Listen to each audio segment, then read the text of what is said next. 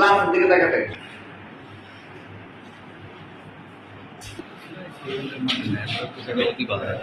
সবার সামনে দিয়ে দিতে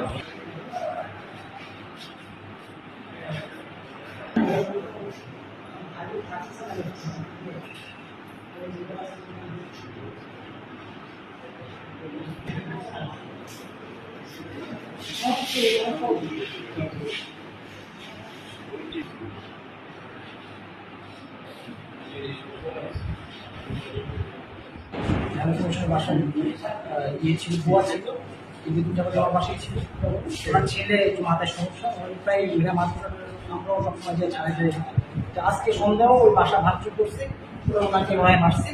মারার পরে আমরা এই সবাই রাত্রি জানতে পারলাম যে উনি ডেড। পরে আমরা সবাই পুলিশ সহ যায় সবাই হইল মানসিক রুগী বা বাসা উত্তেজিত অবস্থায় আমি ডাসা দিয়ে বাচ্চাদের বাড়ি দিচ্ছি, বাড়িটা রক্ত করে মারা গেছে। ছেলে কি প্রতিবন্ধী ছিল? জি, মানসিক মানে সমস্যা, কিন্তু প্রতিবন্ধী মানে খুব দেখতে খুব ভালো, কিন্তু তার মাথায় সমস্যা, যে কোনো সম্পত্তি হয়ে মার প্রতি আক্রমণ করে। কত বছর যাবে?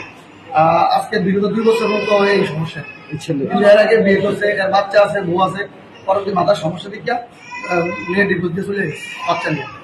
চিকিৎসা করা না, চিকিৎসা করছে, ডাক্তারের দিছি, ডাক্তার বলছে যে ভালো হয়ে যাবে, ওষুধ করে খাইতে আছে, কিন্তু মাথায় ট্রিটমেন্ট করে কিন্তু ভালো হয়। নুরজান বেগম কে তার ছেলে মুটুর শিকল চাকু দিয়ে আঘাত করে, মাথার ডান পাশে আঘাত করলে ওই মহিলা ঘটনাস্থলে মারা যায়। ছেলেটা নেশাগ্রস্ত থাকে, সবসময় মাকে মারধরি করে। হেলাল কমিশনের বাড়িতে ওই মহিলা প্রায় 14 বছর যাওয়া থাকে। কমিশন সব এলাকায় ওই ঢাকা আছে, তো কমিশন বিল্ডিং এর গ্লাস ভাঙছে, যখন এগুলা সামনে গ্লাস ভাঙা দেখলাম আমি। আর ছেলেটা কমিশন পুরোনো ঘরে থাকে, মা সহ, সেই ঘরে জানলা ভাঙা দেখছি।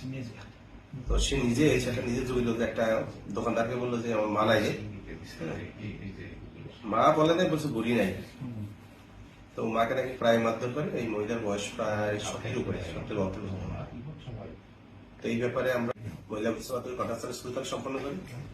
মনে তিনজনে বললা সদর হাসপাতাল মর্গে আমরা লাশ রেখে আসছি।